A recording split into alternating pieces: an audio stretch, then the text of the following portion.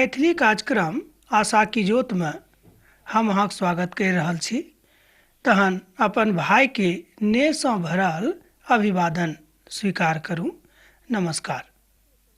हमरा लोकनि एखन मत्तीक रचल सुसमाचारक अध्ययन आरंभ कयलहुँ हैं। एहिसँ पहिने हमरा लोकनि आजुक अध्ययन आरंभ करी। आउ एकटा छोट प्रार्थना कऽ लै छी, तकरा बाद आगाँ बढ़ब। हे महान परमेश्वर, हे कृपालु दयालु परमेश्वर, प्रभु जी हमरा सब गोटेक ऊपर प्रभु अहाँ विशेष रूपे दया करू प्रभु। जाहिसँ प्रभु अहाँक वचन सुनै में, बा पढ़ै में, बा बुझै में हमरा लोकनि सफल भऽ सकी। आ प्रभु हमर श्रोता भाई बहिन में से प्रभु जे केओ बीमार छथि बा कोनो तरहक मानसिक परेशानी में छथि प्रभु, हुनक परेशानी के अहाँ दूर कऽ दियौक। एहि छोट प्रार्थना का हम अपन उद्धारकर्ता यीशु ख्रिस्त के नाम से मांग रहल छी। आमीन। हमर श्रोता भाई बहिन, हम विश्वास करै छी जे अहाँ सब परमेश्वरक वचन सुनबाक लेल तैयार होएब। मुदा हमरा लोकनि एहिसँ पहिने जे देखलहुँ हैं कि प्रभु यीशु मसीह के जन्म एहि संसार में मनुष्य जातिक लेल अर्थात हुनक उद्धारक लेल भऽ गेलैक। तकरा बाद हमरा लोकनि देखैत छी जे दोसर अध्याय में हमरा लोकनि एखन छी। एहि दोसर अध्याय में हमरा लोकनि देखब जे कोना कऽ जे भविष्यवक्ता सब हुनका विषय में भविष्यवाणी कयने छलनि जे पूरा होइत अछि। तहन ज्योतिषी लोकनि पूरब दिशा सँ प्रभु यीशु मसीह के देखबाक लेल बहुत दूर धरि आबैत छथि। मुदा हुनका सभक विश्वास रहनि जे उद्धारकर्ताक जन्म एहि संसार में भऽ गेल छनि।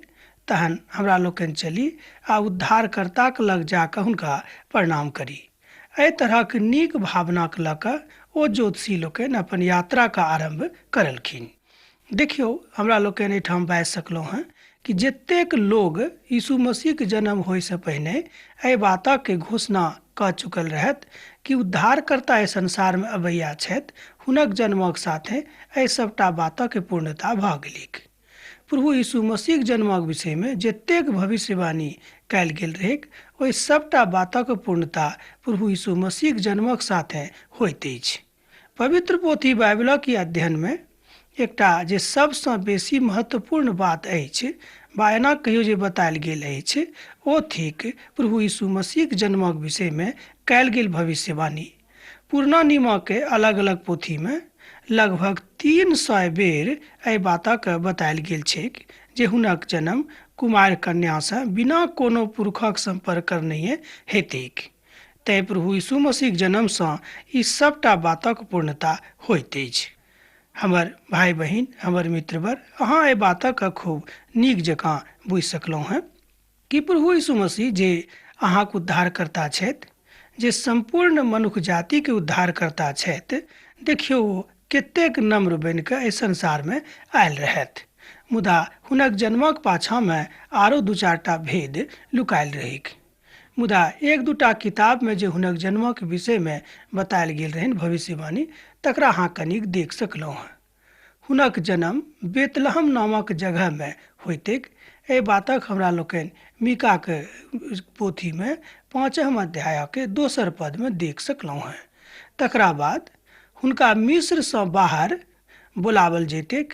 होशे के पोथी 11म अध्याय के 1 पद में एहि बातक भविष्यवाणी कयल गेल छैक। रामा में चिल्लाहट आ कन्ना रोहट होइतैक, सेहो पवित्र पोथी में बतायल गेल छैक। यिर्मयाह के पोथी तकर 31म अध्याय के 15म पद में जँ अहाँक लग पवित्र पोथी अछि तऽ अहूँ खोलि कऽ देख सकलहुँ हैं।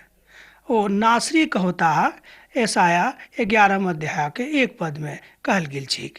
एहि तरह हमरा लोकनि देखैत छी कि प्रभु यीशु मसीह के जन्मक साथे जतेक भविष्यवक्ता लोकनि पहिनहिए से बातक के भविष्यवाणी करैत रहथि, प्रभु यीशु मसीह के जन्मक विषय में से पूरा भेलैक। हमर श्रोता भाई बहिन, ई बातक हम एहि द्वारा अहाँक लग पहुँचा रहल छी जे प्रभु यीशु मसीह के जन्म अहूँक लेल भेल अछि।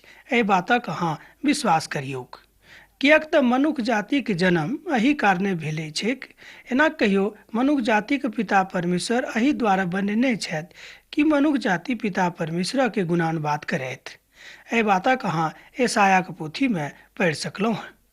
अब प्रश्न उठ रहा अछि कि जहन प्रभु यीशु मसीह जन्म बेतलहम में होते तऽ रामा में चिल्लाहट आ कन्ना रोहट कोन बातक लेल? किएक तऽ ई जगह बेतलहम से बेसी दूर नहीं रहेक आ नहि रामा यरूशलेम से बहुत दूर रहेक। मत्तीक रचल सुसमाचार में प्रभु यीशु मसीह के यहूदी के राजा के रूप में प्रस्तुत कयल गेल छैक। एहि बातक तऽ हम अहाँके पहिनहियो बता देने छलहुँ हैं। किएक तऽ देखियौ, प्रभु यीशु मसीह ओहि सब जातिक लेल, एना कहियो संपूर्ण मनुष्य जातिक लेल एकटा राजा के रूप में उपस्थित होइत छथि। एहि बातक पूर्णता मत्तीक रचल सुसमाचार में बतायल गेल छैक। इजरायली के राजा के रूप में हुनक परिचय सेहो देने छथिन।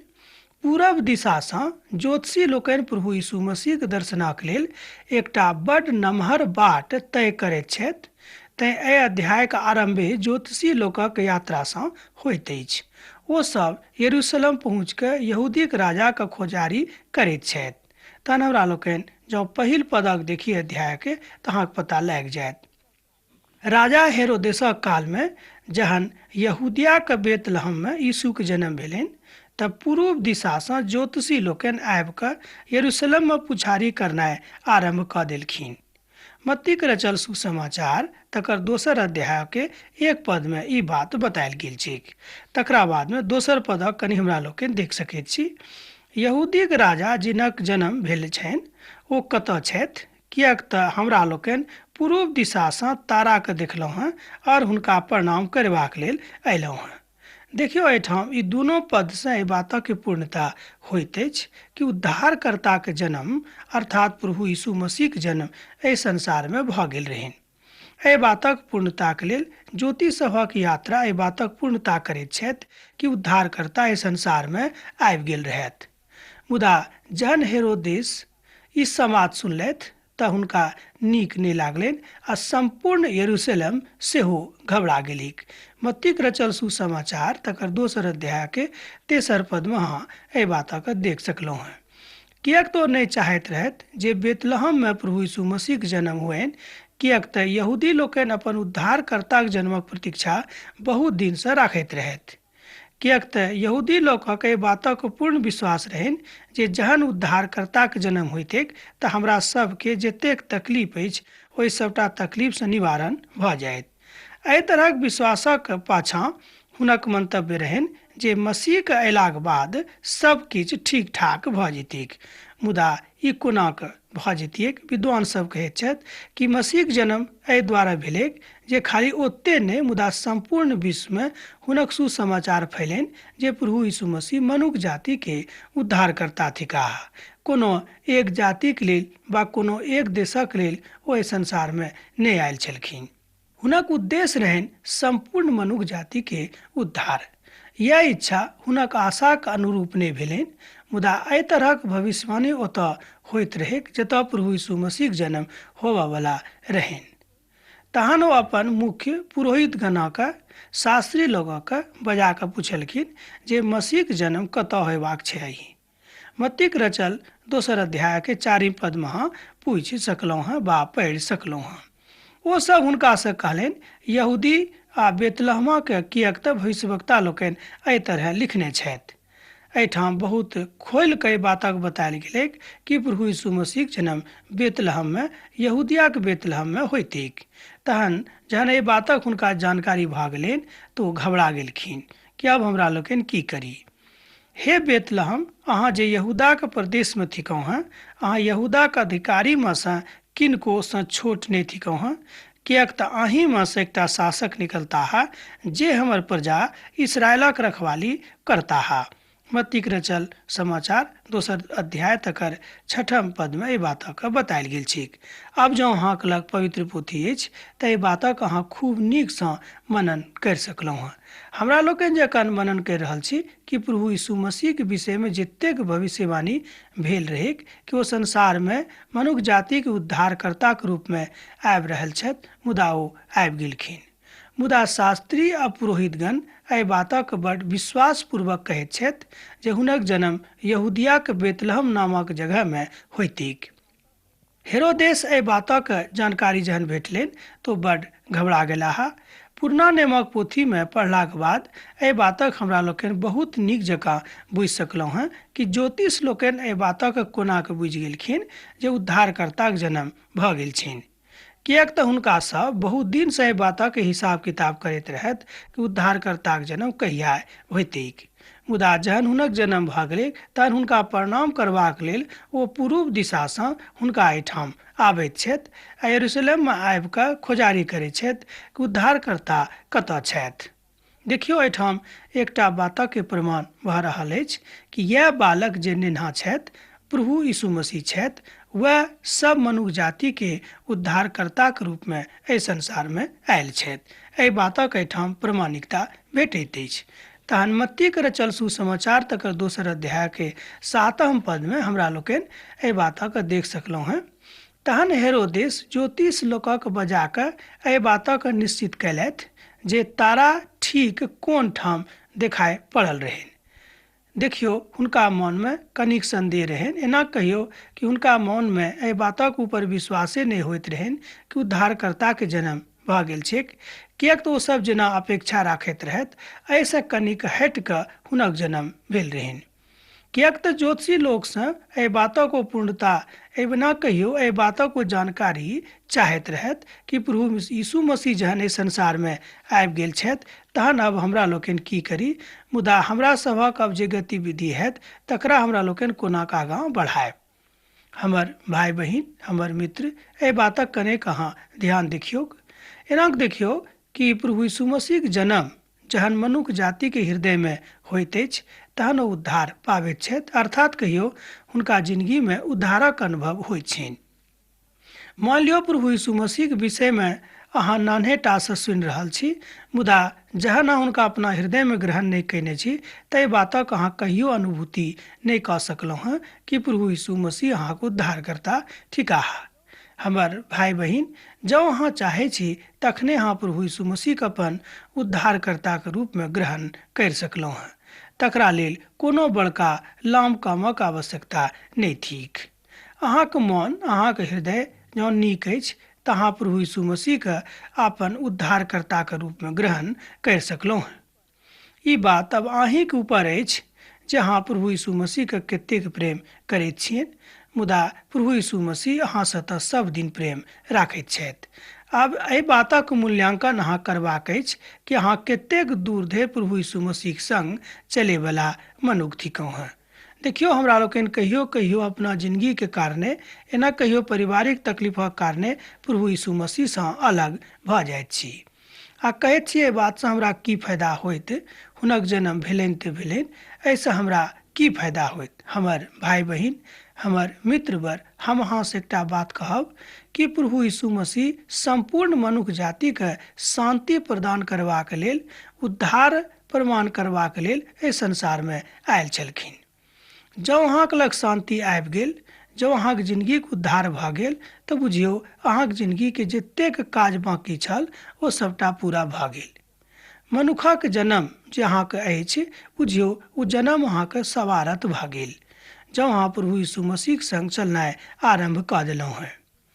आब जेना देखियौ, नेन्हा यीशु मसीह ओतऽ यरूशलेममे छथि, मुदा तकरा बाद हुनक जन्मके बाद एकटा आरो बात होइत छैक।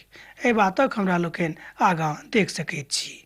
अर्थात ओहि सबके जे यात्राके कनेक ध्यान दियौक तऽ पायब जे ओहि कालमे जतेक लोक ओहिठाम सवारी लऽ कऽ आबैत छलखिन ओहि सबमे एकटा हड़बड़ी मचि गेलैक जे आब कोना हमरा लोकनि एहिठामसँ दोसर ठाम जाय। किएक तऽ ओहि कालमे कोनो बड़का सवारी नहि रहैक, बहुत दूर देशसँ लोक जाइत रहैक, मुदा घोड़े गाड़ी या टा सवारी रहै।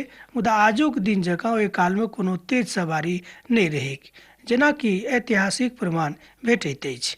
एहि बातक हमरा लोकनि एनाहियो बुझि सकलहुँ हैं कि ओहि कालमे एहि तरहक कोनो सवारीक सुविधा नहि रहैक।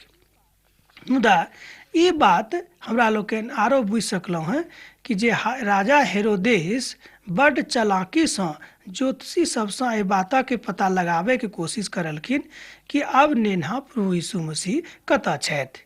किएक तऽ ओ चाहैत रहथिन कि हुनका हम विनष्ट कऽ दियैक। एहि बातक सुनि कऽ ओ बड्ड दुखित भेलाह।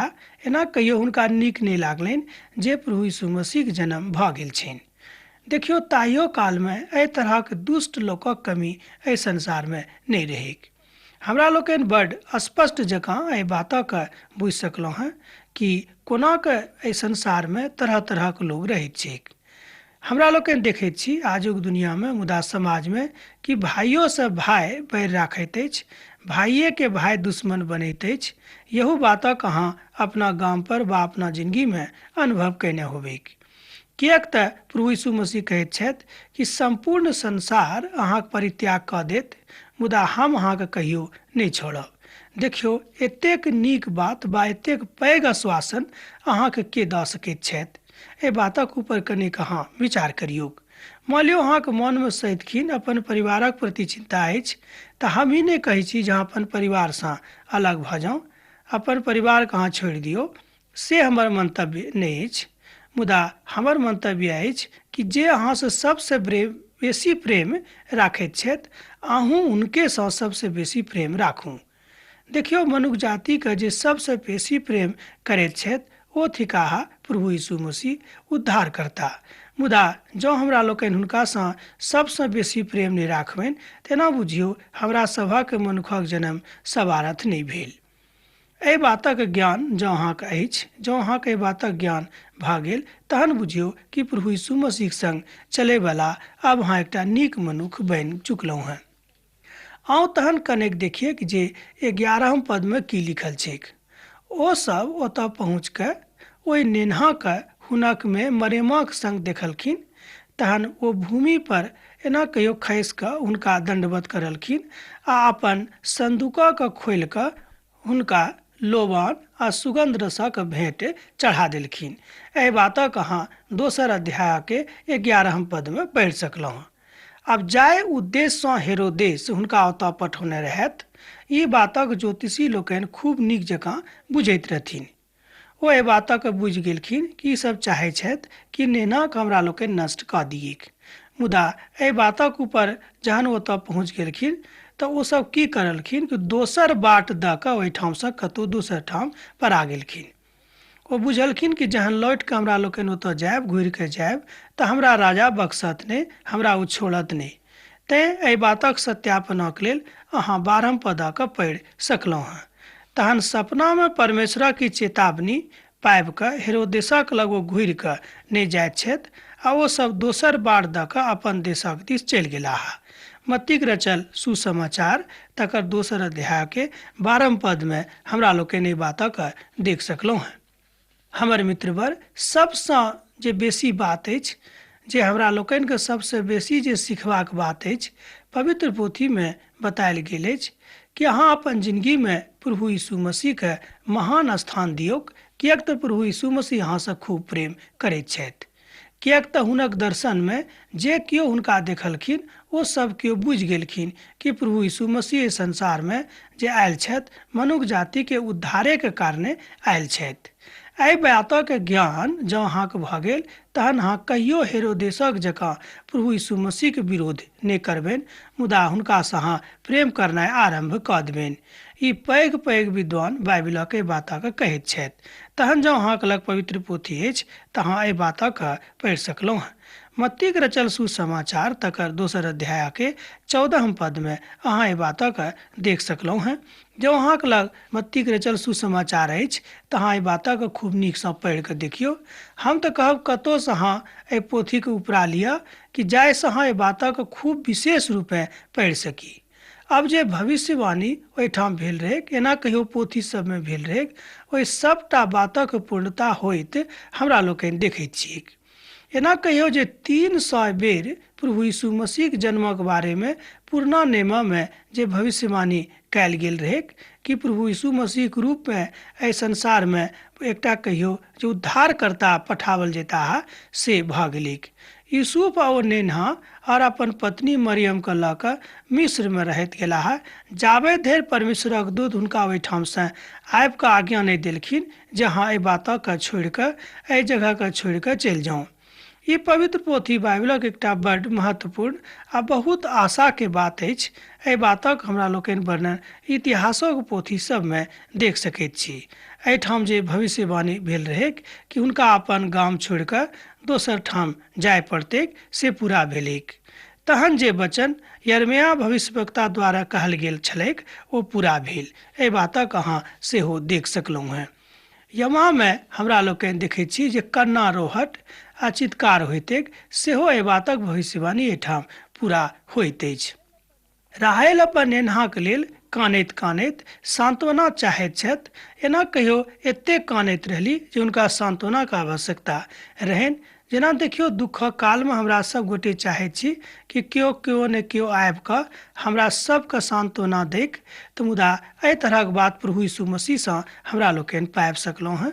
मनुख कहियो अहाँके नीक सांत्वना नहि देत, मुदा परमेश्वर अहाँके नीक सांत्वना दऽ सकैत छथि। जँ अहाँके संगति प्रभु यीशु मसीहके संग भऽ गेल तऽ बुझियौ सांत्वना देबयवला अहाँके भेटा गेल। प्रभु यीशु मसीहके विषयमे जे भविष्यवाणी कयल गेल रहै ओ एहि तरह पूरा होइत अछि। अब हमरा लोकनि आओर एकटा बातक भविष्यवाणीके देखैत छी जे एहिठाम कयल गेल छैक। ओ इसराइल अपन देशमे घुरि कऽ चलि अयताह, एहो बातक भविष्यवाणी कयल गेल रहै सेहो पूरा भेलै। एहि तरह हमरा लोकनि देखैत छी कि जतेक भविष्यवाणी प्रभु यीशु मसीहके जन्मसँ लऽ कऽ भेलैक ओहि सभटा बातक एक एक कऽ कऽ पूरा होइत हमरा लोकनि देखैत छी। तैँ एना बाजि सकलहुँ हेँ कि एहिसँ एकटा बातक प्रमाण होइत अछि कि जे उद्धारकर्ता एहि संसारमे अबैया रहथि से आबि गेल छथि। जहन हेरोदेसक मृत्यु भऽ गेलै तहन मिस्रमे प्रभुक स्वर्गदूत यूसुफके सपना दऽ कऽ कहलखिन कि उठि जाउ आ नेन्हाके आ हुनक मायके लऽ कऽ इसराइल देशमे अहाँ लौट जाउ। देखियौ, एहि तरहक जे भविष्यवाणी कयल गेल रहै सेहो पूरा भऽ गेलै। प्राण लेबऽ चाहै छथि, ओ अब तऽ नहि छथि, तहन अहाँ आब एहिठामसँ लौटि कऽ अहाँ जा सकलहुँ। जे भविष्यवाणी प्रभुके दास लोकनि कयने रहथि ओ पूरा होइत अछि। मुदा हम अहाँसँ कहब हमर मित्रवर कि एहि बातसँ हमरा लोकनि एकटा बात सीख सकैत छी कि प्रभु यीशु मसीह नासरीके होताह। इहो एहि बातक भविष्यवाणी कयल गेल रहै सेहो एहिठाम पूरा होइत अछि। किएक तऽ ओहिठामसँ छोड़ि कऽ नासरतमे चलि गेलाह, हुनका ओतऽ लऽ गेलनि, तैँ ओ नासरीके होता। एहो बातक एहिठाम बखान कयल गेल छैक।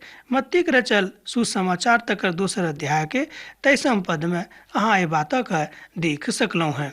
हमर मित्रवर, अहाँ एहि बातक एहि तरह बुझियौ कि प्रभु अहाँसँ बड्ड प्रेम राखैत छथि। मुदा हुनका प्रेमसँ जँ अहाँ अलग भऽ जायब तऽ कहियो अहाँके शान्ति नहि भेटत। जेना हुनका विषयमे कहल गेल छलनि कि ओ नासरतके होताह, ओ नासरतके होला। एहि बातक प्रमाणिकता हमरा लोकनि मत्तीक रचल सुसमाचार तकर दोसर अध्यायके 23 पदमे देख सकलहुँ हेँ। अब तऽ अहाँसँ विदा होइके समय भऽ रहल अछि। जँ अहाँके मोनमे कोनो तरहक प्रश्न अछि तऽ हमरा एहिठाम अहाँ पाती लिखब, हम अहाँके लेल प्रार्थना करैत रहब। मुदा चिट्ठी लिखै लेल हमरा एहिठाम नहि बिसरायब। प्रभु यीशु मसीहके प्रेम अहाँके जिन्दगीमे सदिखन बनल रहैक। आमीन।